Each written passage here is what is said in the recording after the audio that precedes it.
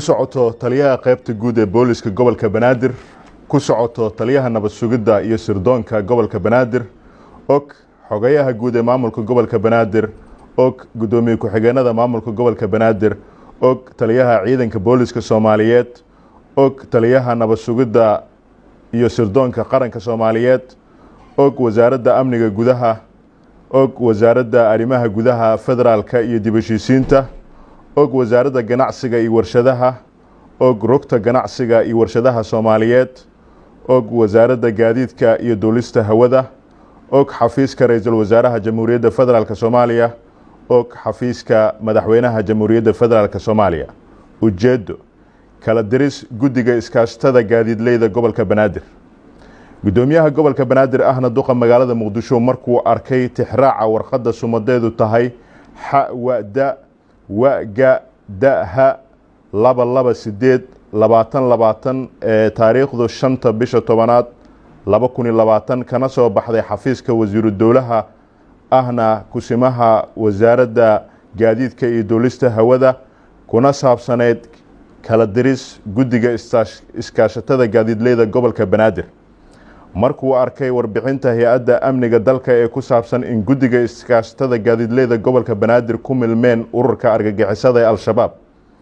haddaba hay'adaha amniga gobolka Banaadir oo ay warqadan sida tooska ugu socoto waxa lagu wargelinayaa in maamulka gobolka Banaadir kala diray guddiga iskaashatada gaadiidleyda gobolka Banaadir kadib warbixinta hay'adda amniga ee dalka waxaana dib laga soo magacaabi doonaa guddi kale guddigaasi oo ay hay'adaha amniga ku sameyn doonaan baaritaan fitting and security clearance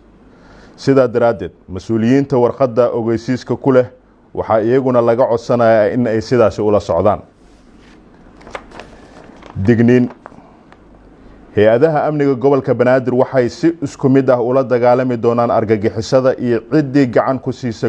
gumaadka shacabka Soomaaliyeed gaar ahaan shacabka ku nool caasimadda Muqdisho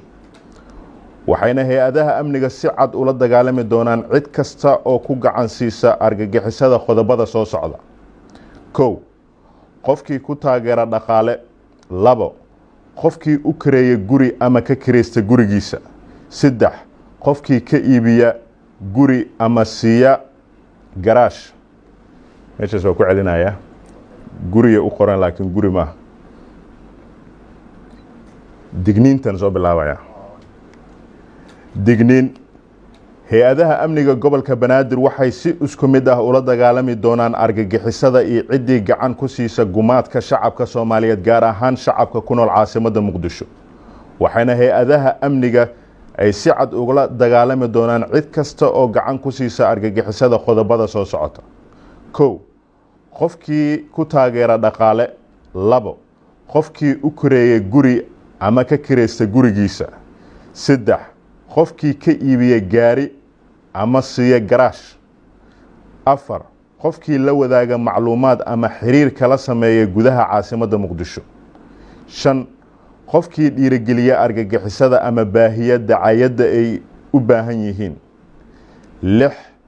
qofkii ku dhiirigeliya shacabka Soomaaliyeed gaar ahaan dhalinyarada in ay u dagaalamaan argagixisada wabillahi tawfiiq